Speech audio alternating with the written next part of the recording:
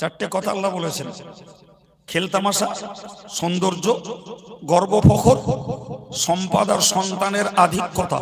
আমি সরাসরি কোরআন থেকে আপনাকে কথা শোনাচ্ছি। মহান আল্লাহ কোরআন পাকে ব্যক্ত করেছেন, ওয়ালাল আখিরাতু খায়রুল লাকা মিনাল উলা। মূলত সম্বোধন করেছেন আল্লাহ তার নবীকে, আর নবীকে সামনে রেখে সারা পৃথিবীর মানুষদেরকে, বরং ঈমানওয়ালাদেরকে আল্লাহ বললেন দুনিয়ার তুলনায় আখিরাত ভালো।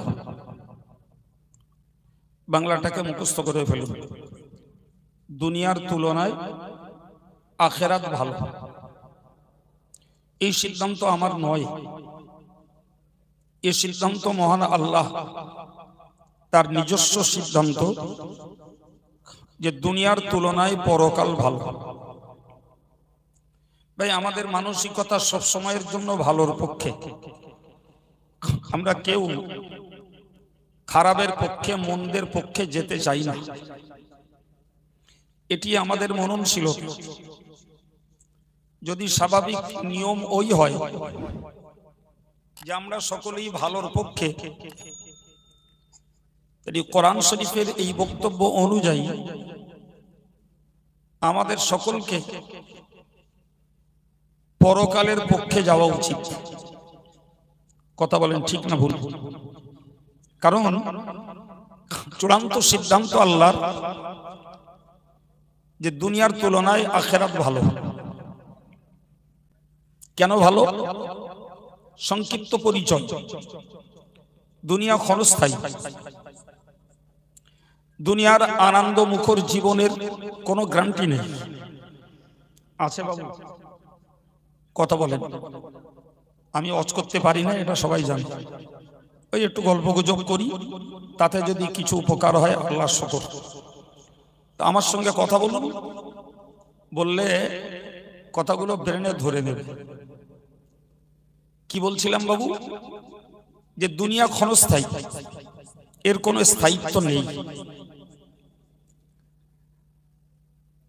দুনিয়ার রূপ সৌন্দর্য একটিরও নিশ্চয়তা নেই। আছে বাবা? এনা বলে নেই। অথচ আখিরাত স্থায়ী।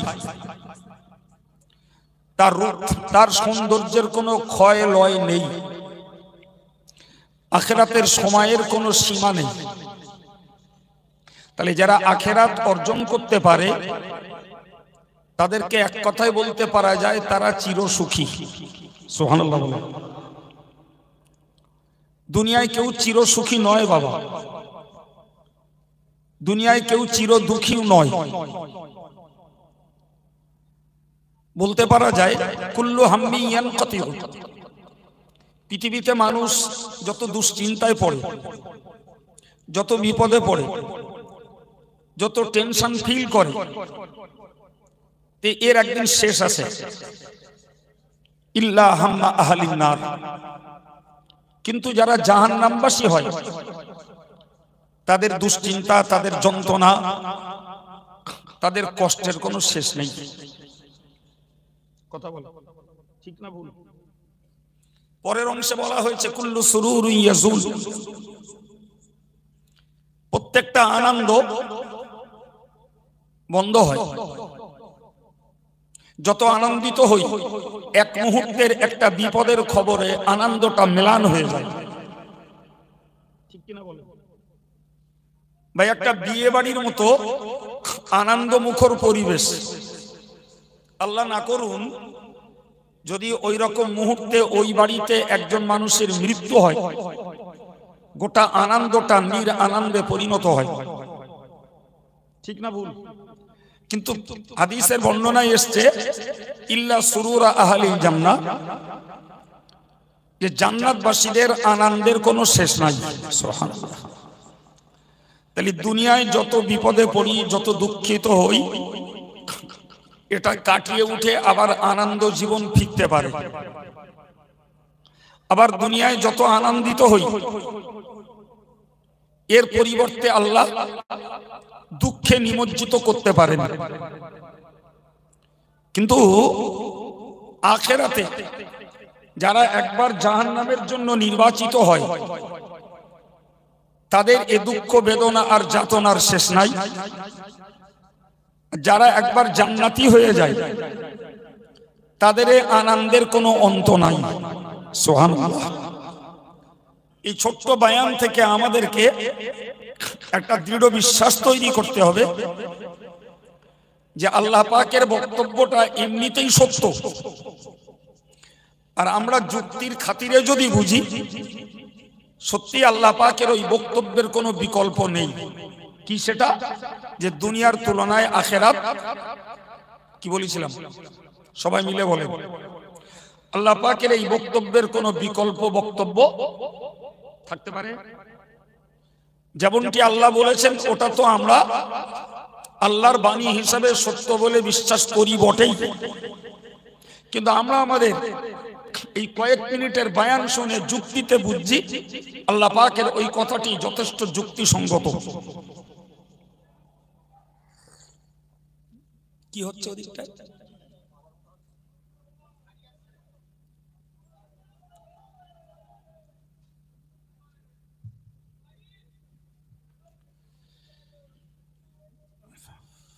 প্রিয় ভাইরা আমার,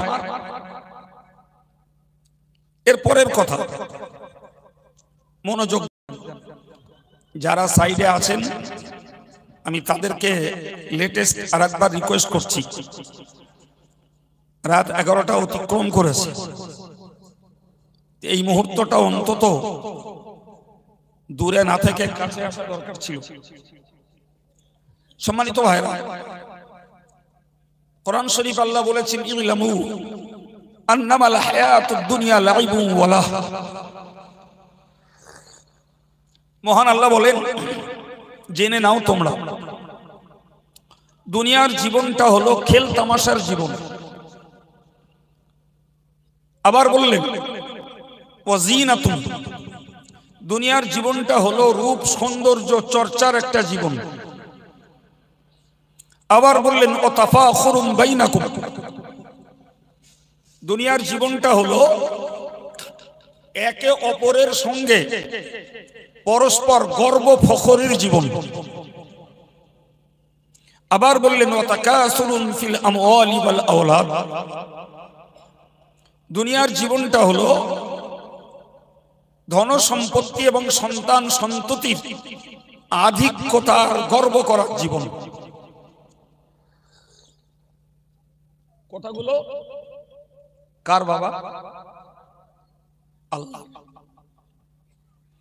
সম্মানিত ভাইরা আমার, মুফাসসিররা লিখেছেন খেল তামাশার জীবন হলো শৈশবকাল।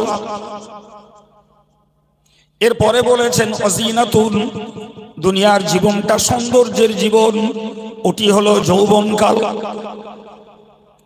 ও তাফাখুরুন বাইনাকুম ওয়া তাকাসুরুন ফিল আমওয়ালি ওয়াল আওলাদ। ও তাফাখুরুন বাইনাকুম, এটি হলো নিজেদের মাঝখানে গর্ব আর ফখর, এটা হলো রোজগারের জীবন। ও তাকাসুরুন ফিল আমওয়ালি ওয়াল আওলাদ, এবং মানুষের বয়স যখন বৃদ্ধি পায়, মানুষ যখন বয়স্ক হয়ে যায়, তখন ভিতরে তৈরি হয় সন্তান সন্ততি আর অর্থবিত্তের আধিক্যের গরম। চারটে কথা আল্লাহ বলেছেন, খেলতামাশা, সৌন্দর্য, গর্ব ফখর, সম্পদ আর সন্তানের আধিক্যতা। কথা শুনতে পাচ্ছেন? আমি সরাসরি কোরআন থেকে আপনাকে কথা শোনাচ্ছি। আল্লাহ পাক এই চারটি চিত্র তুলে ধরেছেন। ভাই, মানুষের শিশুকালটা কাটে, কৈশোর কিশোর কালটা কাটে খেল তামাশার ভিতর দিয়ে,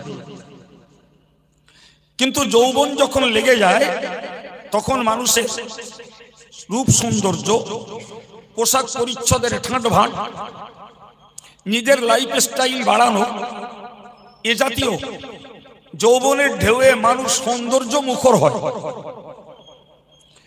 আল্লাহ পাক যে রং দিয়েছেন, যেমন চামড়া দিয়েছেন, তাতে আমরা দেখি সাবান ক্রিম ব্যবহার করা, লোশন ব্যবহার করা, সিজন অনুযায়ী কখনো পাউডার জি ইত্যাদি ব্যবহার করা। এক কথায় নিজের ত্বক পরিচর্যায় মানুষের জীবনটা চলে বেশি বেশি যৌবনকালে। কত উন্নত পোশাক পরা যায়, কত সুন্দর জুতো পরা যায়, নিজের চুলের স্টাইল কত বাড়ানো যায়, নিজের পোশাকটাকে কত উন্নত মানের ব্যবহার করা যায়।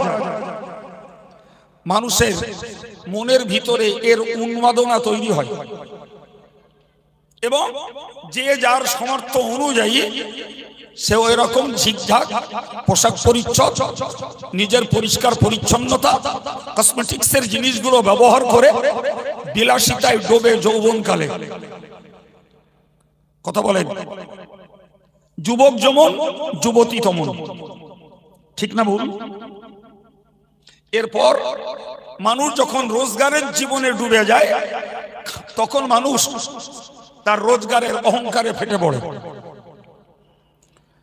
একে অপরের সঙ্গে প্রতিযোগিতা করে, পারস্পরিক ভাবে গর্ব করে, ওর থেকেও আমার ইনকাম বেশি, ওর থেকেও আমার বাড়িটা খুব ঝিকঝাক, ওর থেকেও আমার ব্যবসা বাণিজ্য বড়।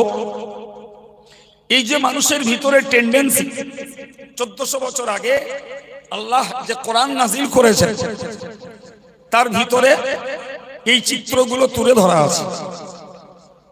এরপর যখন মানুষের বয়স বেড়ে যায় তখন দেখে 5 বিঘা জমি হয়েছে, 2টো বাগান হয়েছে, 7টা ছেলেপিলে হয়েছে, তো তখন মাল আর আওলাদের বড়াইত্ব, আধিক্যতা, এই বেশির প্রতি মানুষের মনোযোগ বেড়ে যায়।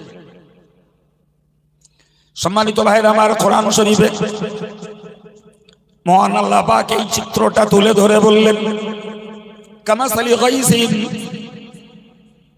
হে দুনিয়ামুখী মানুষ, ওগো সৌন্দর্যশীল মানুষ, ওগো দুনিয়ার অহংকারী মানুষ, হে দুনিয়ার মালের আধিক্যের মানুষ, তোমার পর্যায়টাকে তুমি বোঝো।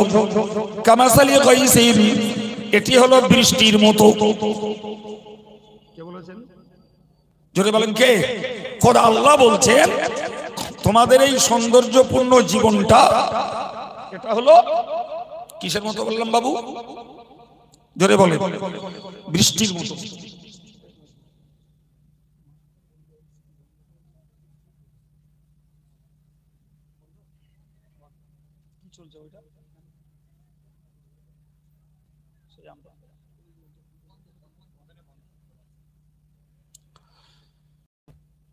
আল্লাহ বললেন, কি বলেছি, তোমাদের এই জীবনের যে স্টেপ, একটা পর্যায়ে খেলতামাশা, আর এক পর্যায়ে সৌন্দর্য, আর এক পর্যায়ে গর্ব ফখর, আর এক পর্যায়ে বেশির বুলি, ওর থেকেও আমি ধনী, ওর থেকেও আমার লোকবল বেশি, ওর থেকেও আমার সন্তান বেশি, ওর থেকেও আমার ব্যবসা বড়, ওর থেকেও আমার অ্যাসেট বেশি। এই কটা কথা আল্লাহ বলে বললেন এদের উদাহরণ হলো কামাসালি গাইসিন, বৃষ্টির মতো। কেমন? আজাবাল কুফারা নাবাতু। আমরা চাষি মানুষ, ভালো বুঝবো। আল্লাহ বললেন মানুষ যখন চাষ করে, এরপরে যখন চাষের জমিতে বৃষ্টি হয় তখন চাষিদের মনটা খুব ভালো লাগে, কারণ ফসলগুলো তখন শ্যামলতায় ভরে ওঠে, সতেজ হয়ে যায়, সবুজ হয়ে যায়। চারাগুলো যখন ম্যাচুরিড হয়, সত্যিই যে কোনো চাষির মনটা আনন্দে ভরে ওঠে। ঠিক না বল বাবা?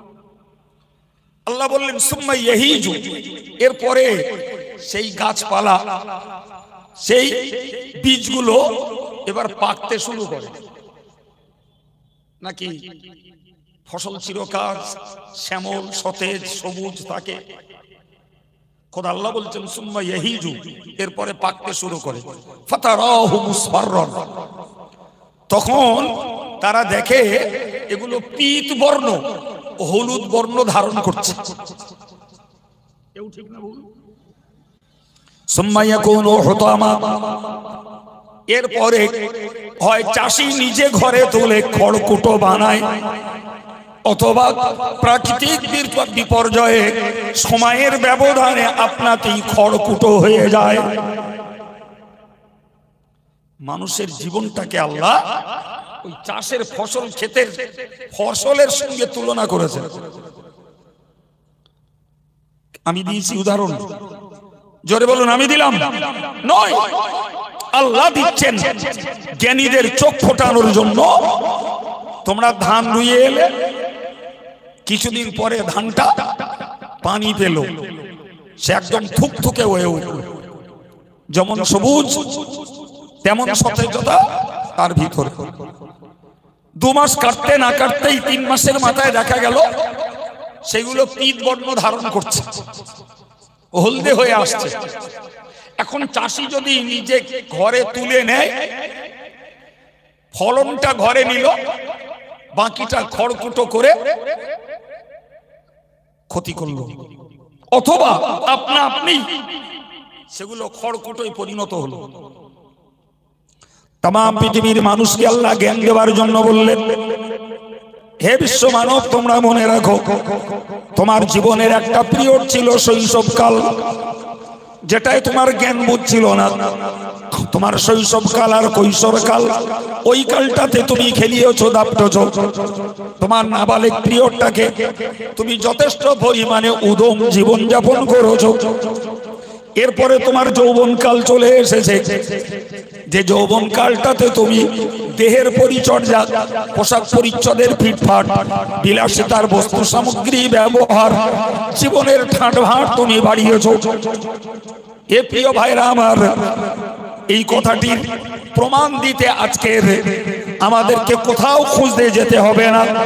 আপনি যে মজলিসে বসে আছেন, এই মজলিসের অবস্থা দেখলেই, এর আউটসাইডটা লক্ষ্য করলে দেখতে পাওয়া যাবে সত্যই যৌবনের, যুবকের যৌবন কালটা চলছে যথারীতি সৌন্দর্যে, লাইফ স্টাইলে, বিলাসিতায়। এতে এক বিন্দু কি সন্দেহ আছে? আমি অজ করছি না বাবু, অজ আল্লাহ করে রেখেছেন বাঙালি জাতির কাছে। কোরআনের আরবি ভার্সনটাকে আমি বাংলায় রূপান্তর করছি মাত্র।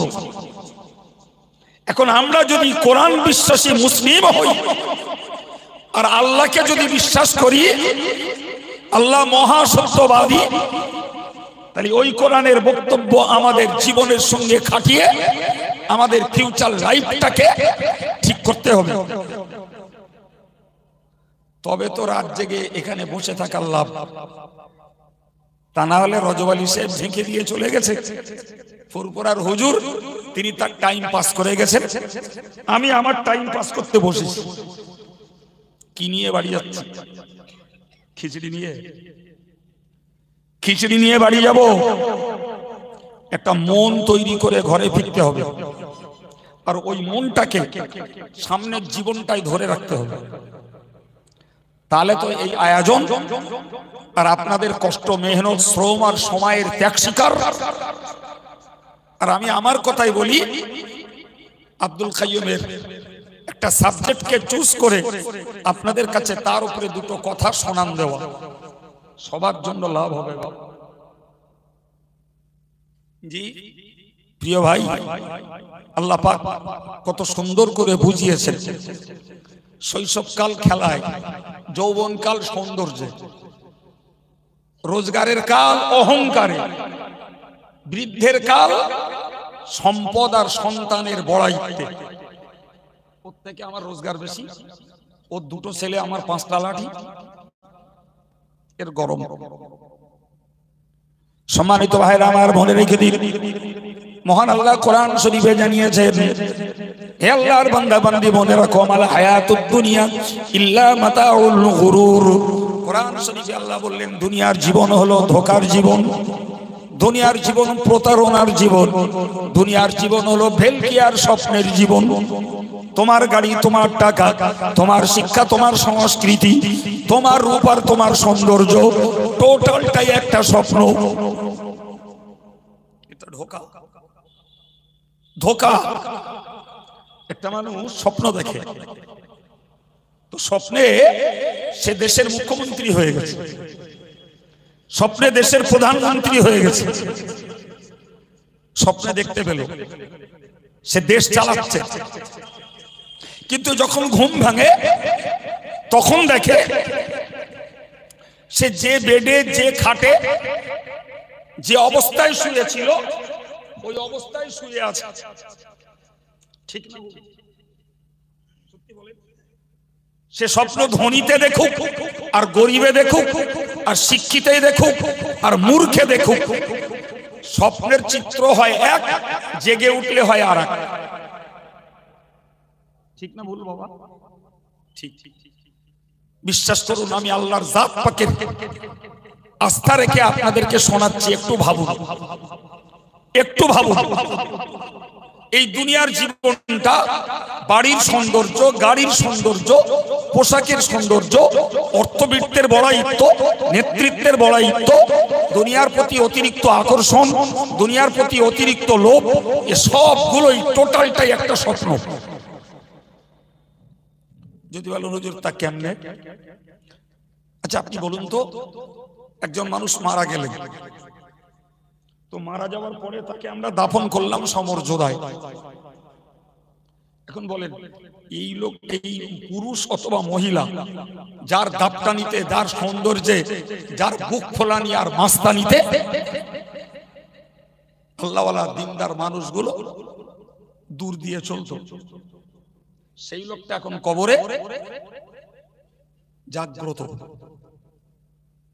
জাগ্রত সে 60 বছর ধরে দেখে এসেছে তার অর্থবিত্ত, তার সহায় সম্পদ, তার ঝিকঝাক বাড়ি ঘর, তার অনেক স্টাইলিশ গাড়ি, নিজের যাত্রা, যা দেখেছিল, কবর জীবনে তার কাছে কোনটা আছে? কোনটা আছে? কিচ্ছু আছে? কিচ্ছু আছে? তখন তো তাকে ভাবতে হবে আমি ছিলাম কোথায়, আছি কোথায়, আমার বাড়িটা কই, আমার গাড়িটা কই, আমার রূপ সৌন্দর্য কোথায় গেল, আমার নামি দামি পোশাক কোথায় গেল। তখন তো চিন্তা আসবে, তখন তো মনে হবে যে এই স্বপ্নের যে লোকটা রাজা বাদশা হয়েছে, সিএম পিএম হয়ে গেছে, অনেক রাজত্ব দখল করে ফেলেছে, দেশ চালাচ্ছিল, ঘুম ভাঙতেই দেখছে ছেঁড়া কাঁথায় শুয়ে রয়েছে। দুনিয়ার এই মানুষগুলোর হাল তো তাই। চোখের খেলা, চোখের খেলা। আমার আল্লাহ বললেন ওমাল হায়াতুদ দুনিয়া ইল্লা মাতাউল গুরুর। হে দুনিয়াবাসী মানুষ, তোমরা মনে রাখো দুনিয়ার জীবনটা হলো এটা ধোঁকার জীবন, দুনিয়ার জীবনটা হলো প্রতারণার জীবন, দুনিয়ার জীবনটা হলো ঠকার জীবন। এক মুহূর্তের ভিতরে তুমি সব কিছু ভুলে যাবে, সব কিছু আল্লাহ তোমাকে ভুলিয়ে দেবে। তুমি নিজে নিজেকে বিশ্বাস করতে পারবে না। কালকে সন্ধ্যাবেলা চার দোকানে ঘটনা দিচ্ছিলে, আজকে সকালবেলা দেখতে পাচ্ছি প্যারালাইজড পেশেন্ট, দু চোখের কোনা দিয়ে পানি গড়া। একাধিক ব্যক্তিকে পাওয়া যায় না, যায় না। কালকে বাইকে তুমি দাপটাচ্ছিলে, তোমার পাশে যেতে ভয় লাগছিল, আজকে দেখছি সার্জিক্যাল বিভাগে তুমি বাবারে মারে করছো। এর নাম দুনিয়া। এ কাকে কখন গদিতে বসায় আর কাকে কান ধরে নামিয়ে রাজপথের নাগরিক বানিয়ে দেয়, কাউকে কাঁদায়, কাউকে হাসায়। এটাই তো দুনিয়ার খেলা। অথচ সেই দুনিয়াতেই আল্লাহ পাঠিয়েছেন প্রতিনিধিত্ব করতে, দুনিয়ায় পাঠিয়েছেন আল্লাহ। ফায়ানজুরু কাইফা তা'মালুন। তোমাকে দুনিয়া পাঠিয়েছি, দুনিয়া মিষ্টি, দুনিয়া সবুজ, চোখের জন্য ভালো, ঝিকঝাক রং, চারিদিকের বিচিত্র রং, এতে ডুবে যাওয়া, সুদে মদে জেনা ব্যভিচারে আড্ডায় আর কি তামাশায় তাসে জুয়ায় মুজে যাওয়াটা খুব খুব তৃপ্তিকর, খুব ভালো লাগে। আল্লাহ বললেন, রাসূল বললেন দুনিয়া মিষ্টি এবং সবুজ, আর ওই সবুজ আর মিষ্টি পৃথিবীতে আল্লাহ তোমাদেরকে প্রতিনিধি করে পাঠিয়েছে। কিসের প্রতিনিধি? ওমা খালাকতুল জিন্না ওয়াল ইনসা ইল্লা লিয়াবুদুন। মহান আল্লাহ জানিয়ে দিলেন, আমি মানব আর দানব দুটি শ্রেণীকে বানিয়েছি কেবলমাত্র আমার হুকুমের গোলামি করার জন্য, আমার আদেশ পালনের জন্য, আমার নিষেধটাকে বর্জন করার জন্য। এই হুকুমের গোলামির জন্যই তোমাকে আমি পাঠিয়েছি। কতদিন? অন্য আয়াত পাকে আল্লাহ বলেছেন, কোরআন শরীফের সূরা হিজরের 99 নম্বর আয়াত পাকে বলেছেন, ওয়াবুদ রাব্বাকা হাত্তা ইয়াতিয়াকাল ইয়াকিন। তুমি ওই আল্লাহর হুকুমের গোলামি করো, ওই আল্লাহর ইবাদত করো যতক্ষণ মরণ তোমাকে স্পর্শ না করে। কি প্রমাণ হলো? দুনিয়ায় আমি আল্লাহ পাঠিয়েছি, খাও, পড়ো, ঘোরো, বাড়ি করো, গাড়ি চাপো, বিলাসিতা করো, কিন্তু সাবধান, এইগুলো করতে যে আমার ইবাদত ভুলে যেও না। এইগুলো করতে যে নেক আমলটাকে ভুলে যেও না। এতে ডুবে যে পাপে বিজড়িত হয়েও না। তাহলে তোমার গাড়ি বাড়ি, তোমার জীবনযাত্রার ঠাঁটভাট, তোমার পোশাক পরিচ্ছদ তোমার জন্য বিপদের কারণ হবে না। আর যদি এইগুলো করতে যে ইবাদত ভুলে যাও, আর এইগুলো করতে যে যদি তুমি পাপে জড়িয়ে পড়ো, নিশ্চিত তোমার জীবনের ঠাঁটভাট তোমার জন্য বিপজ্জনক। কম্পিউটার যুগে, স্যাটেলাইটের যুগে, জি এই শিক্ষার উন্নতির যুগে মুসলমানের ছেলে আর মেয়েটা যদি এইটা না বোঝে, তাহলে কিসের জ্ঞানী? বলুন বলুন বলুন, কিসের জ্ঞানী? আমার জ্ঞানের মূল্য কি? আমার শিক্ষার মূল্য কি? আমি স্যাটেলাইটের যুগের মানুষ, আমি অত্যন্ত ট্যালেন্ট, এ দাবি করার কি যুক্তি আছে? কথা বলেন, আছে কি? হ্যাঁ, আমি ওয়াশ করছি না, ব্রেন ওয়াশ করছি। মনে রাখলে তার কপাল খুলবে। যে মনে করবে কাইম সাহেব বুড়ো লোকের ওয়াশ করতেছে, তার কপাল ফুলবে। কাইম সাহেব বুড়ো ওয়াশ করছে না, মানুষের মনুষ্যত্ব অর্জন করার ওয়াজ করছে, মানুষকে জাহান্নাম থেকে বাঁচার কথা বলছে, মানুষকে আল্লাহকে চিনবার কথা বলছে, মানুষকে জান্নাত দখলের কথা বলছে, মানুষ তার নিজের মনুষ্যত্বের বিকাশ ঘটাক এর প্রতি উৎসাহিত করছে। অজমানে কাহিনী, অজমানে সুর, অজমানে গল্প, অজমানে নারাই তাকবীর আর আল্লাহু আকবার, অজমানে গায়কের গজব, আর অজমানে সৌন্দর্য আর সমাহার। এই তো চলছে দেশে বেশি। সম্মানিত ভাইরা আমার, খুব মনোযোগের সঙ্গে কথা বুঝুন। আল্লাহ বললেন দুনিয়ার জীবন ধোকার জীবন। আমি বলি নাই, আল্লাহ বলছেন। তোমরা ধোকা খাচ্ছ বাবা, ধোকা খাচ্ছ। সুতরাং তোমাকে যখন আল্লাহ পৃথিবীতে পাঠিয়েছেন ইবাদতের জন্য, এবং ইবাদত করতে হবে কতক্ষণ, তার পিরিয়ডটাকেও আল্লাহ নিশ্চিত করেছেন, মরণ পর্যন্ত। কোরআনের বক্তব্য মরণ পর্যন্ত। তবে স্টার্টিং পয়েন্ট অ্যাডাল্ট পিরিয়ড, যখন থেকে তুমি সাবালেগ তখন থেকে স্টার্ট, আর যতক্ষণ পর্যন্ত তুমি সজ্ঞানী ততক্ষণ তোমার ইবাদতের ডিউটি। আমরা দেখছি কি? দেখছিটা কি?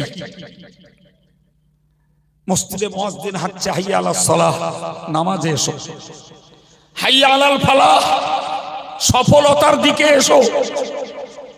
ফের বলল কদ কামাতিস সালাহ, নামাজ অটোমেটিক্যালি শুরু হয়ে গেছে, এখনো যদি না আসো আসো। আমি ব্যবসা করছি, আমি দোকানদারি করছি, আমি চার দোকানে গটরা দিচ্ছি, আমি গল্প মারছি, আমি রাজনীতির মাচায় রাজনীতি করে বেড়াচ্ছি, আমার ঘরের মেয়েরা সে হেসেলে রান্না করে বেড়াচ্ছে, কেউ হয়তো বা খেদমতে আছে। মুয়াজ্জিন কি বলছে, কারে ডাকছে পরোয়া নাই। এই লোক সংখ্যা কম না বেশি?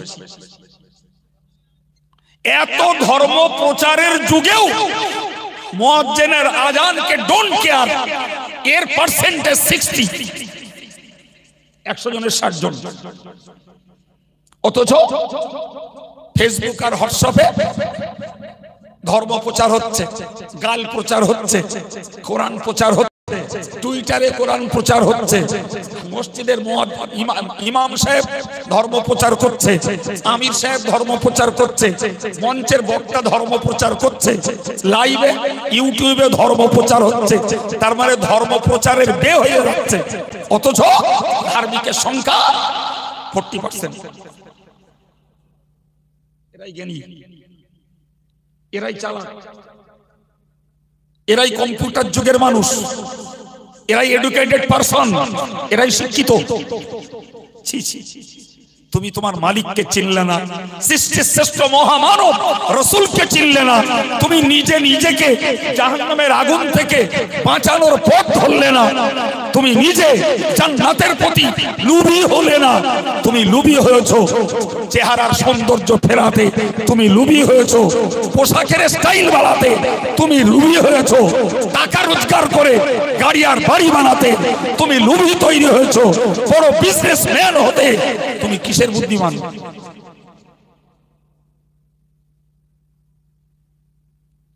খুব তিতো লাগছে বলে, মনে মনে হচ্ছে লোক তো মাঝরাতে এসে খুব জ্বালালে, এরম মনে হচ্ছে। ব্রেন কালচার করুন। আমার সঙ্গে কারো রাগ দেশ নেই, আমি গাল দেই না, অযথা কারোর নামে সমালোচনা করি না, গঠনমূলক পর্যালোচনা করি। ভাবুন না জি, আমরা সব রকমের লোক আছি, মজলিসে নেই দেহ, কিন্তু কানে তুলো দেওয়া নেই বাপ, কানে ঢুকছে। সম্মানিত ভাইরা আমার, মনে রাখুন কোরআন শরীফে আল্লাহ বলেছেন, ওমা হাযিহিল হায়াতুদ দুনিয়া ইল্লা লাহু ওয়া লাইব ওয়া ইন্নাদ দারাল আখিরাতা লাহিয়াল হায়াওয়ান লাউ কানু ইয়ালামুন। মহান আল্লাহ কোরআন শরীফে সূরা আনকাবুতের শেষে স্পষ্ট জানিয়েছেন, ওমা হাযিহিল হায়াতুদ দুনিয়া ইল্লা লাহু ওয়া লাইব। দুনিয়ার জীবনটা খেলতামাশা বানিয়েছে, খেলতামাশার সমতুল্য, কিন্তু আমি আল্লাহ বলছি ওয়া ইন্নাদ দারাল আখিরাতা লাহিয়াল হায়াওয়ান, আখিরাতের জীবনটাই হলো প্রকৃত জীবন। লাউ কানু ইয়ালামুন, যদি মানুষগুলো জানতো তাহলে বুঝতো আখিরাতের জীবনটাই প্রকৃত জীবন। তুমি ধনী হও বাবা, তুমি ভালো পোশাক পরো, ভালো বাড়ি তৈরি করো, আমার আল্লাহর এক বিন্দু আপত্তি নেই। কিন্তু আগে একবার বলেছি, আর একবার রিমাইন্ডার দিচ্ছি, তুমি ধনী হতে যে, বড় ব্যবসায়ী হতে যে, তোমার লাইফ স্টাইল বাড়াতে যে, তুমি বর্ডার ক্রস করো না বাবা। তুমি হালালের সীমা ছাড়িয়ে হারামে ঢুকে পড়ো না। তুমি আল্লাহর ইবাদতের সময়কে উপেক্ষা করে তুমি অর্থ কামাই করতে যেও না, এটা তোমার জন্য বিপদ। ভাই রাসূলুল্লাহ একটা হাদিসে বলেছেন, একটি হাদিসে বলেছেন, তাইস আব্দুদ দিনার ওয়াদ দিরহাম। শুনলে খুব রাগ হয়ে যাবে, বলো তো বলে ফেলছি, রাগ হয় পরে আবার ঠান্ডা করা যাবে। রাসূল বললেন, যারা সোনার মালিক, যারা রূপোর মালিক, যারা অধিক অর্থশালী, এরা ধ্বংস। রাগ তো ধরবেই। আমি যদি জামিয়ার জন্য কালেকশনে আসি, আর চিশতিয়া মাদ্রাসারা যদি চিশতিয়ার জন্য কালেকশন আছে, তাহলে থাম, তোর কাছে পয়সা দেবো না, তোর কাছে হুজুর বলে গেছে ধনী লোক ধ্বংস হবে, আবার ফের পয়সা নিতেইছিস। তার রাগ কার উপরে করছেন? আমি তো আগে একবার বলেছি বাপ, অজ আমি করছি না, অজ আল্লাহর রাসূল করে রেখেছেন, বাঙালিদের কাছে বাংলায় সেটা ট্রান্সলেশন করছি, ভাষান্তর করছি, রূপান্তর করছি। হাদিসের ব্যাখ্যা হলো, ওই ধনী, ওই স্বর্ণের মালিক, ওই রূপের মালিকেরা ধ্বংস হবে যারা সোনার উপর অর্থ কামাই করতে যে ইবাদত ছেড়ে দিয়েছে, সোনার উপর কামাই করতে যে যারা শরীয়তের বাউন্ডারি ছাড়িয়ে হারামে নিমজ্জিত হয়েছে, ওই জাতীয় ধনীগুলোর জন্য ধ্বংস। এবার আর রাগ করবেন? রাগ করবেন? সম্মানিত ভাইরা আমার, ভালো করে মনে রাখুন, তুমি কামাই তো করছো, কিন্তু হাদিসের বর্ণনায় উল্লিখিত হয়েছে ইযা আমসাইতা ফালা তানতাযিরিস সাবাহা ওয়া ইযা আসবাহাতা ফালা তানতাযিরিল মাসা। নবী বলেছেন, ও পৃথিবীর মানুষ ও দুনিয়ার গোলাম, ওগো দুনিয়া বিভোর, হে আল্লাহ ভোলা, নবী ভোলা, হে কোরআন ভোলা, হাদিস ভোলা, হে পরকাল ভোলা যুব সমাজ, নারী সমাজ, যারাই তোমরা আল্লাহকে ভুলেছো, নবীকে ভুলেছো, পরকালকে ভুলে গেছো, তোমরা নিশ্চিত করে মনে রেখে দাও, ইযা আমসাইতা ফালা তানতাযিরিস সাবাহা, যদি সন্ধ্যা হয় খবরদার খবরদার তুমি সকাল হওয়ার অপেক্ষা আর করো না। রাত পেরোবে না, তোমার দুনিয়ার খেলার জবনিকা হয়ে যেতে পারে, তুমি ঘুমিয়ে যাবে, জাগ্রত অবস্থাতে থাকার থেকে খেয়ে আনন্দ করে বিবি বাচ্চা নাতি পুতি সবার সঙ্গে গল্প গুজব করে, হে যুবক তুমি কানে ওয়াকম্যান গুজে দিয়ে গান শুনতে শুনতে ঘুমাচ্ছ, তুমি কি একবারও ভেবেছো তোমার এই ঘুমটাই হতে পারে মরণ ঘুম? তুমি কিসের জ্ঞানী? তোমার রেকর্ড তৈরি হবে যে তুমি গান শুনতে শুনতে মৃত্যুবরণ করেছো। কত ছেলে মেয়ে আছে কানে ওয়াকম্যান উজে দিয়ে শুয়ে পড়ল, কখন ঘুমিয়েছে, মোবাইল চালু আছে, ও ঘুমিয়ে পড়েছে। গান বাজনা নাটক কার্টুন কত কিছু ওর ঘুমের মজা এনে দেয়, কিন্তু একবার তুমি ভেবেছো? আল্লাহ বললেন, আল্লাহু ইয়াতাওয়াফাল আনফুসা হিনা মাউতিহা ওয়াল্লাতী লাম তামুত ফী মানামিহা ফায়ুমসিকুল্লাতী ক্বাদা আলাইহাল মাউতা ওয়া ইউরসিলুল উখরা। কোরআন শরীফে 24 পারা দ্বিতীয় রুকুতে আল্লাহ বলেছেন, বান্দা শোন, তোদের যখন মরণ হয় তখন আমি আল্লাহ তোদের জানটাকে হরণ করি, আর তুই যখন ঘুমিয়ে পড়িস তখনও তোর জানটাকে হরণ করি। শুনছেন? তোর যখন মরণ হয় তখনও তোর প্রাণটাকে হরণ করি, আর তুই যখন ঘুমিয়ে যাস তখনও তোর প্রাণটাকে হরণ করি। এ ছেলে, ওগো যুবতী, একটু বোঝো, তুমি যখন ঘুমাও তোমার প্রাণ তোমার কাছে থাকে না, ও আল্লাহর কবজায় চলে যায়। আপনি বলবেন, হুজুর এ কি কথা শোনাচ্ছেন? আমার শ্বাস প্রশ্বাস চলছে, আমার নাড়ির স্পন্দন আছে, আমার হার্টবিট চলছে, আমার পা নড়ছে, হাত নড়ছে, আমার প্রাণ হরণ কেমনে হলো? জি প্রিয় ভাইরা আমার, মূল প্রাণ আল্লাহ কবজ করে নেন, তার একটা প্রতিচ্ছবি ওই ঘুমন্ত ব্যক্তির ভিতরে চলতে থাকে। এটা আসল প্রাণ নয়, এটা আসল প্রাণ নয়। যে জন্য ঘুমন্ত ব্যক্তির দোষকে দোষ ধরা হয় না। আল্লাহ কি বলছেন? ফায়ুমসিকুল্লাতী ক্বাদা আলাইহাল মাউতা। জি, তুমি ঘুমিয়ে গেছো, তোমার প্রাণ আল্লাহর কাছে। তো আল্লাহর ফয়সালা যদি হয় যে এই বান্দাকে আমি মারবো, ওই প্রাণটাকে আল্লাহ আর ফিরত দেন না, নিজের কাছে রেখে দেন। তার মানে ওর কাজ শেষ। ঠিক ঠিক। ওয়ায়ুরসিলুল উখরা, আর যাকে আল্লাহ বাঁচিয়ে রাখতে চান তার প্রাণটাকে তার কাছে ফিরিয়ে দেন। কি বলে আপনাকে শেখাবো, তবুও চেষ্টা করি যদি একটু উপকার হয়। এই জন্য আল্লাহ বলেছেন, বান্দা তুই যখন ঘুমোতে যাবি তখন বল, আল্লাহুম্মা বিইসমিকা আমুতু ওয়া আহইয়া, আল্লাহুম্মা বিইসমিকা আমুতু ওয়া আহইয়া। যার বাংলা মানে হলো, ও আল্লাহ তোমার নাম নিয়ে আমি মরছি, তোমার নাম নিয়ে আমি মরছি। আমরা কি মরতে যাচ্ছি? কি করতে যাচ্ছি? বলেন বলেন, কথা বলেন। কি করতে যাচ্ছি? ঘুমাতে যাচ্ছি। অথচ হাদিসে এসছে তুমি আল্লাহকে বলো আল্লাহুম্মা বিইসমিকা আমুতু, আল্লাহ আমি তোমার নাম নিয়ে মরতে যাচ্ছি। আর ও আহইয়া, আল্লাহ তোমার নাম নিয়েই আমি জাগ্রত হব। তাহলে যাচ্ছি ঘুমতি, আর রাসূল কি বলতে বললেন? বলো মরতে যাচ্ছি, এটা বলে ঘুমাও।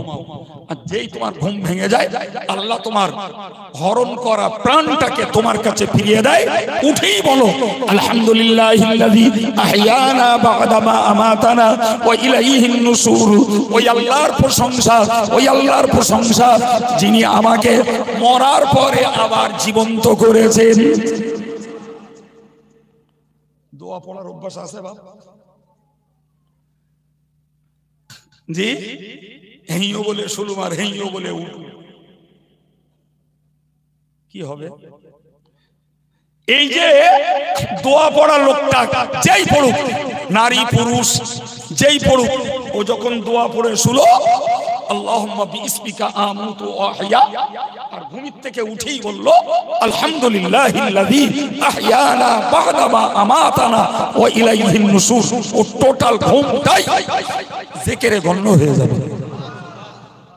কারণ ঘুমানোর আগে আল্লাহ জিকির করেছে, আর ঘুমিয়ে উঠেও জিকির করেছে। বাবু, তাহলে যেখানে হাদিসের নির্দেশ একজন মুসলমানের জন্য ঘুমের আগে আল্লাহর জিকির করা আর ঘুম থেকে উঠে আল্লাহর জিকির করা, সেখানে যদি মুসলমানের ছেলেরা আর মেয়েরা মোবাইলে যদি গুঁজে দিয়ে ওয়াকম্যান কানে দিয়ে যদি ঘুমান, আর ওই অবস্থায় যদি আল্লাহ প্রাণ হরণ করে আর যদি না ফিরিয়ে দেয়, কাজ শেষ হলো। প্রমাণ হলো কি যে খৈবুদ্দিন, আমেনা, মরিয়ম, সলিমউদ্দিন এরা গান শুনতে শুনতে মরে। যে বান্দা ঘুমানোর আগে দোয়া পড়লো, ওর ওই ঘুমটাই মরণ ঘুম হলো। প্রমাণ হবে ওই বান্দা জিকির করতে করতে মরেছে। হায় রে হায়, এতটুকু চেতনা বোধ যদি থাকতো, জি, তাহলে ঘুম না মরণ, এই ক্ষেত্রেও অন্তত আমাদের মডার্ন ইয়াং স্টাফ, যুব সমাজ, আধুনিক যুব সমাজ, এরা অন্তত গান শুনতে শুনতে, বাজনা শুনতে শুনতে অন্তত ঘুমাতো না। তাই সাবজেক্টটা বলতে শুরু করেছি, দৌড় অনেক দূর, তো অত ক্ষমতাবান নি, ওর অত জ্ঞানও নি, যা একটুখানি আল্লাহ দেওয়াচ্ছে আলহামদুলিল্লাহ। আমি কি বুঝিয়েছি বাবু? এর নাম দুনিয়ার জীবন, এর নাম দুনিয়ার জীবন। সৌন্দর্য, অহংকার, মালের আধিক্যতা। জি, একটা হাদিস ছোট্ট করে বলে আমার বক্তব্য শেষ করব। ভাই, হাদিস শরীফে এসেছে বাহরাইন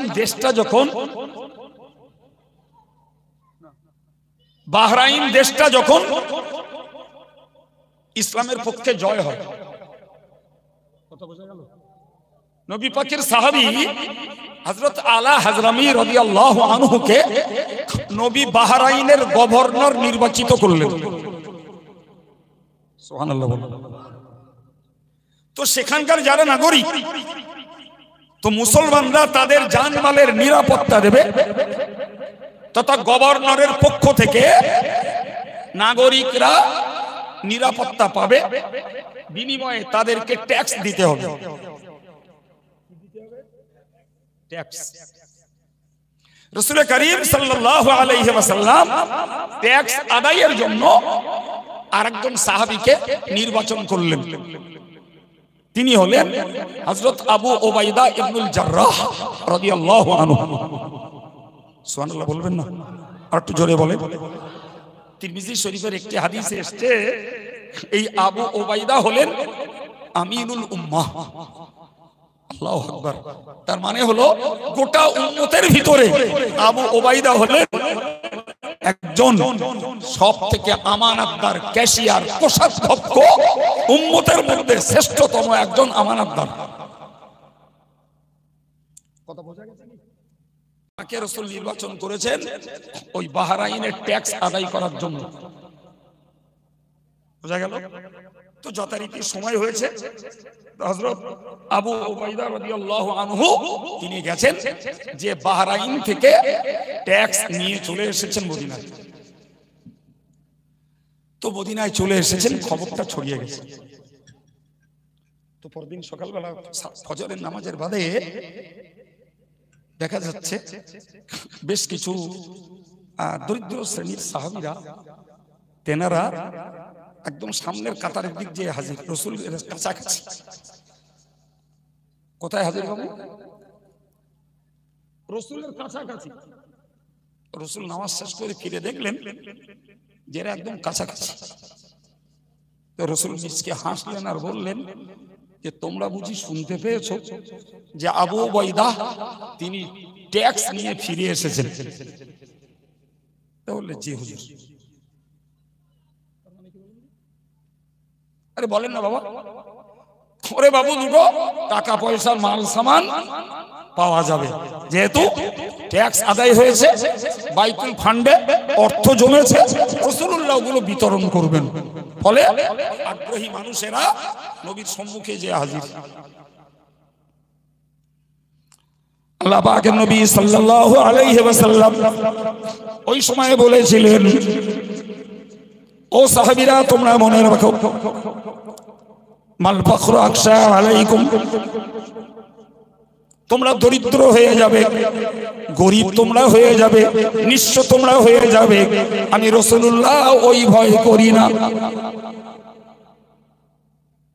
ওয়ালাকিন আকশা আলাইকুম আন তুবসাতু আলাইকুমুদ দুনিয়া, বরং আমি ভয় করি তোমাদের উপরে দুনিয়া বিস্তার লাভ করবে, অঢেল দুনিয়া তোমাদের উপরে ঢেলে দেওয়া হবে, তোমরা প্রচুর পরিমাণে টাকা পয়সার মালিক হয়ে যাবে, ধন দৌলত পাবে, গাড়ি বাড়ি পাবে, প্রচুর পরিমাণে অর্থ সম্পদের মালিক তোমরা হয়ে যাবে। লাল ফখরা আকশা আলাইকুম ওয়ালাকিন আকশা আলাইকুম আন তুবসাতু আলাইকুমুদ দুনিয়া, তোমরা দরিদ্র হবে, কাঙাল হবে, নিঃস্ব হবে, তোমাদের খাওয়া হবে না, এ ভয় আমার লাগছে না। ও ভয় আমার নেই, ভয় লাগছে আমার তোমাদের উপরে দুনিয়া চেপে বসবে, তোমরা দুনিয়ার পাগল হয়ে যাবে, দুনিয়ার অর্থবিত্ত মাল সামান সৌন্দর্য নিয়ে এত হামড়া কুমড়ি, ধস্তাধস্তি, কোস্তাকস্তি, মিথ্যাচার, ফাঁকিবাজি, অত্যাচার, অবিচার, সুদ, ঘুষ, লটারি, নানান ভাবে তোমরা দুনিয়াতে এত ডোবা ডুববে, কামা বাসাতাত আলা মান কামা বুসিতাত আলা মান কানা ক্বাবলাকুম, যেমন পূর্বে ফিরআউন, হামান, সাদ্দাত, কারুন, আবু লাহাব, আবু জাহালরা অর্থ সম্পদে ডুবেছিল, তোমরাও এরকম ডুবে যাবে। জি, কিন্তু পরিণতি কি হবে? ফাতানাফাসুহা কামা তানাফাসুহা, তারা যেমন মালে আকৃষ্ট হয়ে, দুনিয়ায় আকৃষ্ট হয়ে, দুনিয়া বিভোর হয়েছে, তোমরাও তেমন, তোমরাও এরকম হয়ে যাবে। বুকে হাত দিয়ে বলুন, বিশ্ব উম্মতে মুসলিমা দুনিয়া বিভোর হয়ে আল্লাহকে ভুলেছে না ভুলেছে? সংখ্যায় কম না বেশি? দুনিয়া বিভোর হয়ে মানুষ হারামিতে মত্ত হয়েছে না হয়নি? দুনিয়া বিভোর হয়ে যুব সমাজ, যুবতী সমাজ সৌন্দর্যে মোহিত হয়েছে না হয়নি? দুনিয়া বিভোর হয়ে মানুষ নামাজ, কালাম, জিকির, ফিকির, তাসবিহ, তেলাওয়াত, এমনকি অর্থের হিসাব কষে যাকাত দেওয়াও ভুলে গেছে। নবী বলেছেন, আয-যাকাতু মাগরামান, এমন একটা জমানা আসবে যখন মানুষ মনে করবে যাকাতটা যেন জরিমানা, যাকাতটা যেন জরিমানা, অথচ যাকাত খোদাই হুকুম। জি, আমি আমার জামিয়া চালানোর জীবনে প্র্যাকটিক্যাল ফিল্ডে দেখেছি প্রচুর মুসলমান যাকাত কারে বলে জানে না, যাকাত কিসের উপরে দিতে হয় জানে না, যাকাতের হিসাবই বোঝে না। শুধু গেলেই বলে আমার যা যাকাত হয় তার থেকে অনেক দিয়ে ফেলেছে। আমি ভাই কত যাকাত হয়েছে? তো যে অত কি আর হিসেব আছে? আচ্ছা কত বড় মোস্ট ইগনোরেন্ট, তোর যখন হিসেব নেই তার থেকে বেশি দিলি বুঝলি কি করে?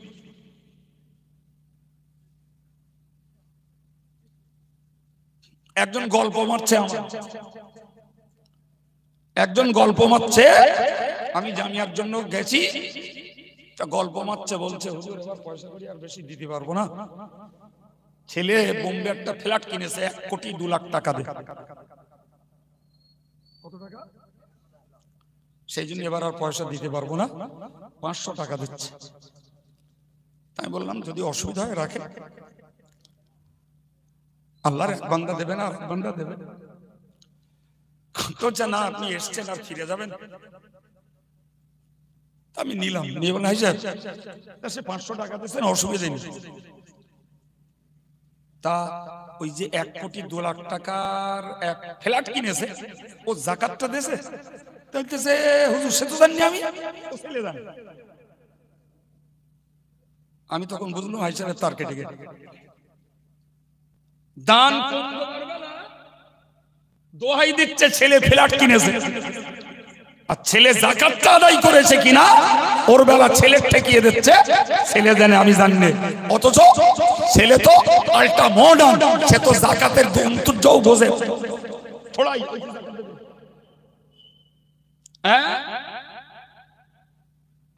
ভালো করে খোঁজ নেন, যাকাত যদি না দেয় তাহলে ও ফ্ল্যাট বলো ফ্ল্যাট হয়ে যাবে। তাই সে একটু মনে মনে হয়তো রেগেও, আমি বললাম ফ্ল্যাট ফ্ল্যাট হয়ে যাবে। ফ্ল্যাট মানে 3 বছর পুরিনি, সে বাড়ি গেছে, ব্যবসা গেছে, শেষ পর্যন্ত সে হাই সাহেবের আর খোঁজ নেই। বাইদি ভাই একদিন দেখা হাই সাহেব খবর কি? না হুজুর ব্যবসা বাণিজ্য নেই, আমি সে বোম্বের ফ্ল্যাট, আমি তো তাদেরকে খবর জানি, সেটা বিক্রি হয়ে গেছে।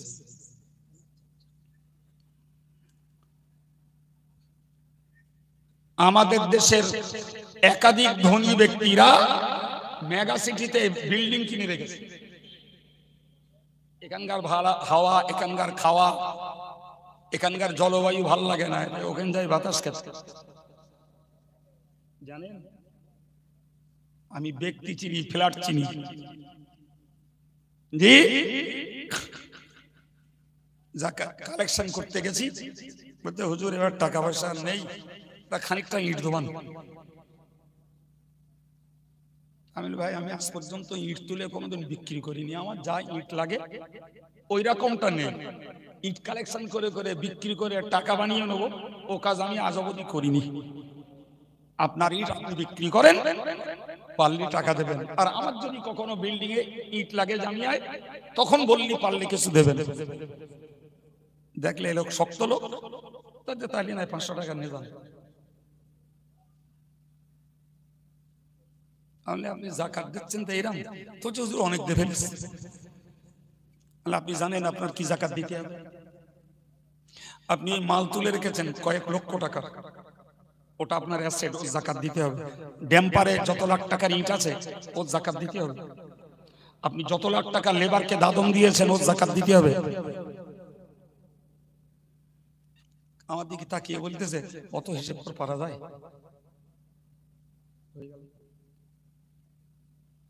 ওগুলো তো তোমার বাচ্চিতে আছে, ওগুলোর যাকাত দেওয়া লাগবে মিয়া। সম্মানিত ভাইরা আমার, মানুষ এত পরিমাণ দুনিয়ার পিছনে ডুবে গেছে। শেখ সাদির কথা মনে রাখতে হবে। শেখ সাদি বলেছেন অর্থবিত্ত হলো নৌকার মতো, নৌকার মতো।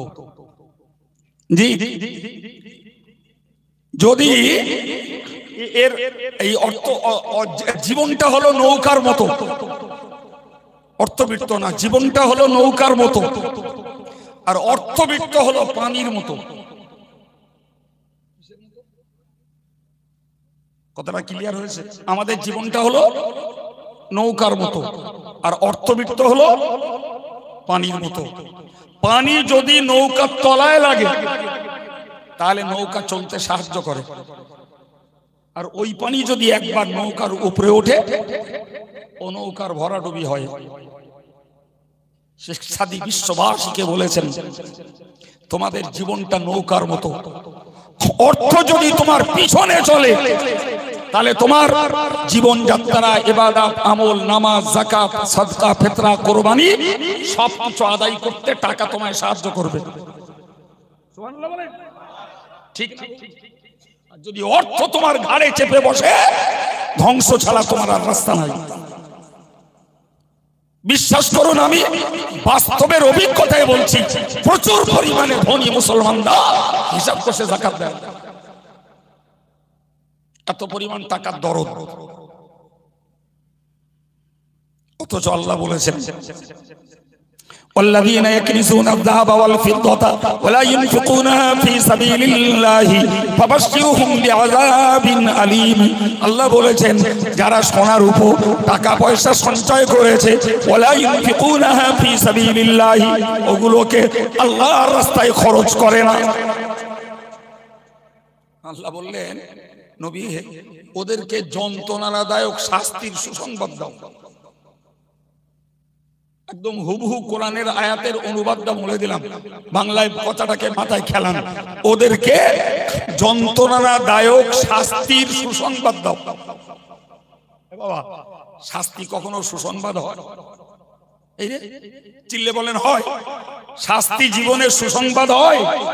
আল্লাহ বলছেন, যারা সোনার উপর টাকা পয়সা সঞ্চয় করেছে এবং ইয়ার স্টার্টিং ঠিক করিনি, ইয়ার এন্ডিং ঠিক করিনি, বছর শেষে হিসাব করছে যাকাত দেয়নি, ওদের জন্য যন্ত্রণাদায়ক শাস্তির সুসংবাদ। কিসে শাস্তি? ইয়াউমা ইউহমা আলাইহা ফি নারি জাহান্নাম। মহান আল্লাহ পাক বললেন, ওদের সঞ্চিত অর্থ, ওদের সঞ্চিত সোনার উপর ওইগুলোকে জাহান্নামের আগুনে গরম করা হবে। বোঝানোর জন্য বলছি, মনে করুন ওগুলো আয়রন, সহজ বাংলায় ওগুলো স্ত্রীলোক। জামা কাপড় পালিশ করি না আমরা, স্ত্রীলোক। তো সোনার উপর টাকা পয়সা জাহান্নামের আগুনে গরম করে ওগুলো স্ত্রীলোক বানানো হবে। ফাতুকুহা বিহা জিবাহুহুম, ওই স্ত্রীলোকটাকে কপালে জাপটে ধরা হবে। অজুনুবুহুম, পাশারে জাপটে ধরা হবে। অজুহুরুহুম, পিঠে জাপটে ধরা হবে। মুফাসসিররা বলেছেন, এই যে এত অঙ্গ থাকতে এই তিনটে অঙ্গের নাম আল্লাহ কেন নিলেন? মুফাসসিররা তার ব্যাখ্যায় বলেছেন, নাম্বার 1, কারোর কাছে যাকাত চাইলে দেবে না বলে কপাল গোটায়। বুঝতে পারছেন না? অতএব প্রথমত কপালে ছেদ, দ্বিতীয়ত দেবে না বলে পাশ মোড়া খায়, অতএব পাশারে ছেদ। এবার যখন দেবে না বলে একদম নেগেটিভ অ্যান্সার দিয়ে পিঠ ঘোরায়, মার একটা পিটি ছাপ, পর্যায় করা কোরআনের তাফসীর। ও তখন যন্ত্রণায় কাতরায় ছটফট করে। জি, ওই সময় বলা হবে, ফাযুকু মা কুনতুম তাকমিজুন। হে কপাল পোড়া হতভাগা, তোমার কাছে যখন যাকাত চাওয়া হয়েছিল কপাল খুঁচিয়ে গেছিল, যাকাত যখন চাওয়া হয়েছিল তখন পাশ ফিরিয়েছিলে, যাকাত যখন চাওয়া হয়েছিল দেবে না বলে পিঠ দেখিয়েছিলে। সুতরাং তোমার কপালে, তোমার পাশারে, তোমার পিঠে তোমার সঞ্চিত সোনার উপর টাকা পয়সা গরম করে ছেক দেয়া হচ্ছে। ফাযুকু মা কুনতুম তাকমিজুন, যা জীবনে কামাই করেছিলে তারই স্বাদ তুমি এখন চাখো।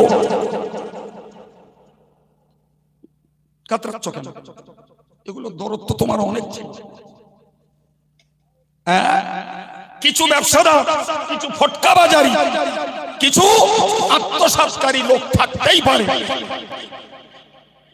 কিন্তু সব কালেক্টর আর মাদ্রাসাওয়ালারা ফটকা বাজারি নয়, আত্মসাৎকারী নয়। যদি সব কর্তৃপক্ষ আত্মসাৎ করত, চিশতিয়া মাদ্রাসা 5-6 বছরে তৈরি হতো না। সবাই যদি আত্মসাৎ করত, 15 বছর ধরে জামিয়ার 3 কোটি টাকার বিল্ডিং আর প্রতি বছরে লাখ পড়তে পড়তে 2 কোটি টাকা বছরের খরচ হতো, খরচ হতো না।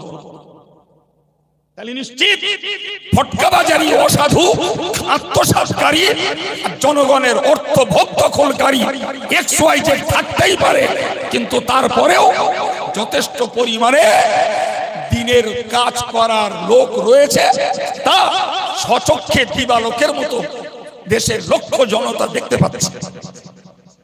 ঠিক না বল? এখন যদি ভাবো যে মাদ্রাসাওয়ালাদের খাওয়া হয় না, এরা পেট পুজো করে, এর জন্য পাশ ফেরানোর লাইন নেই, তোর কপাল ভালো যে মাদ্রাসাওয়ালারা তোর বাড়ি গে তোর যাকাতটা অন্তত উদ্ধারের চেষ্টা করছে। এরা না গেলি তুই যা পাড় কৃপণ মোটেও দিতিস, আরো জ্বলতিস। এরা গে গে কিছু আদায় করে বলে তোর কপাল ভালো। উচিত ছিল এরা যাবে না, তুমি তোমার অর্থের হিসাব কষে যাকাত গুলো বয়ে দিয়ে এসো। গ্রামের দরিদ্রদের, এতিম অনাথদের, মাদ্রাসার এতিম অনাথদের পিছনে দিয়ে এসো। তুমি তো যাও না বলে তাই মাদ্রাসাওয়ালারা তোমার বাড়িকে ধন্না ধরে। জি, সহিহ বুখারীর বর্ণনায় এসেছে, কিয়ামতের দিনে যাকাত অনাদায়কৃত, মানে যে টাকা পয়সা সোনা রূপগুলোর যাকাত দেয়া হয়নি, এইগুলোরে আল্লাহ বিষাক্ত সাপ বানাবেন। কি বানাবেন? আর ওই সাপ তার গলায় পেঁচাবে কিয়ামতে, পেঁচিয়ে পেঁচিয়ে ঠিক মুখ বরাবর এতটা অংশ বাকি রাখবে আর ওর মুখে ছোবল মারবে। ও তখন যন্ত্রণায় কাতরাবে, আর ওই সাপ তখন জবান খুলে বলবে, আনা কানজুকা ওয়া মালুকা। হে হতভাগা, তুমি কেন কাতরাও, কেন ছটফট করছো, কেন তুমি যন্ত্রণা উপভোগ করছো? আনা কানজুকা, আমি তোমার সঞ্চিত সম্পদ, ওয়া মালুকা, আমি তোমার অর্থ। কি গো ভাই, দুনিয়া আমাদেরকে পাগল বানিয়েছে, দুনিয়া আমাদের ঠকাচ্ছে, দুনিয়া আমাদেরকে ধোকায় ফেলে রেখেছে। আমি আবার বলছি, ধনী হওয়া দোষের নয়, ভালো খাওয়া দোষের নয়, ভালো বাড়িতে বাস করা দোষের নয়, ভালো পোশাক পরাটা দোষের নয়, কিন্তু এগুলো করতে যে যদি ইবাদত আমলের ঘাটতি হয়ে যায়, আর এগুলো করতে যে যদি শরীয়তের বর্ডার ক্রস করে যদি হারামে, প্রতারণায়, মিথ্যাচারিতায়, ধোঁকাবাজিতে পড়ে যাও, তাহলে তোমার জন্য চরম বিপদ। তুমি ইবাদত আমলকে ঠিক রাখো, হারাম হালালের বাজ বিচার করো, তুমি ধনী হও। ওসমান গনি ধনী ছিলেন, ধনী ছিলেন আবু আইয়ুব আনসারী, ধনী ছিলেন হযরত আব্দুর রহমান ইবনে আউফ, ধনী ছিলেন হযরত আবু বকর, ধনী ছিলেন হযরত ওমর রিদওয়ানুল্লাহি তাআলা আলাইহিম আজমাইন। ধন তাদেরকে আল্লাহ ভোলা করায়নি, ধন তাদেরকে রাসূল ভোলা করায়নি, ধন তাদেরকে নামাজ ভোলা করায়নি, ব্যবসা তাদেরকে রাসূলের সোহবত থেকে বিচ্ছিন্ন করে দেয়নি, ধন তাদেরকে জিকির ফিকির তাসবিহ তেলাওয়াত থেকে দূরে সরিয়ে দেয়নি। তাদের ধনে ইসলাম সমৃদ্ধ, তাদের ধনে ইসলাম প্রচার লাভ করেছে, তাদের ধনে নব মুসলিমরা সেবা পেয়েছে, তাদের ধনে দরিদ্রতা উপকার পেয়েছে, তাদের ধনে আল্লাহর দ্বীন প্রতিষ্ঠিত হয়েছে। চিল্লে বলুন সুবহানাল্লাহ। সম্মানিত ভাইরা আমার, আমি এসব আলোচনা করব এসব ভেবে চিন্তে অঙ্ক কষে উঠিনি। আল্লাহ যা বলিয়েছেন সব আল্লাহ তার ইচ্ছায় বলিয়েছেন। যদি মনে করেন বর্তমান প্রেক্ষাপট এবং যুগ আর সময় অনুযায়ী মানুষের চিন্তা চেতনার কিছু খোরাক আল্লাহ আমার দিয়ে আপনাদেরকে পাইয়েছেন, জি ভাবলে লাভবান হওয়া যাবে ইনশাআল্লাহ। কথা ঠিক না বল? কথা ঠিক না বল?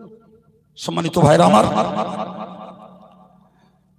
সেই সঙ্গে আমি আমার আলোচনার প্রাসঙ্গিকতা বজায় রেখেই লেটেস্ট যে জায়গাটায় এসে বক্তব্য ছাড়ছি তাতে খুব ভালো বুঝে গেছেন যে আমাদের অর্থে দরিদ্রের হক রয়েছে।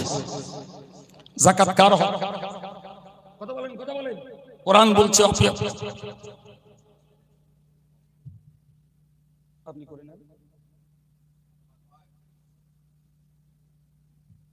বেশি বুঝদার হলে খুব মুশকিল। প্রিয় ভাইরা আমার, তো ধনে কার হক রয়েছে? জোরে বলেন। আমি বলেছি কোরআন বলছে অফি আমওয়ালিহিম হাক্কুল লিসাইলি ওয়াল মা'রুফ, ধনীর ধনে বঞ্চিত ব্যক্তিদের এবং ভিক্ষুকদের হক রয়েছে। এই হক নির্ধারণ করে দিয়েছেন কে? জোরে বলেন কে? জি, গরিবরা কেড়ে নেয় না, কপাল ভালো। আরে আমার পকেটে যদি আপনার টাকা থাকে তাহলে আপনি ইচ্ছা করলে তো কেড়ে নিতে পারেন। কেড়ে নিলি ছিনতাইকারী বলবে, ফলে নেয় না। তো দরিদ্র কাড়বে না, কিন্তু আল্লাহ যখন আমার মালে দরিদ্রের হক রেখে দিয়েছেন তাহলে সেটা আমার পক্ষ থেকে দরিদ্রকে বুঝে নেওয়া উচিত, বুঝে দেওয়া উচিত। কথা বলে দরিদ্র কেড়ে নেবে না, আমি ইচ্ছা করে দেব না, এর পানিশমেন্ট নিতে হবে না? কি বলছেন? নিতে হবে না, হবে না? জি সম্মানিত ভাইরা আমার, আলোচনা বাড়াবো না।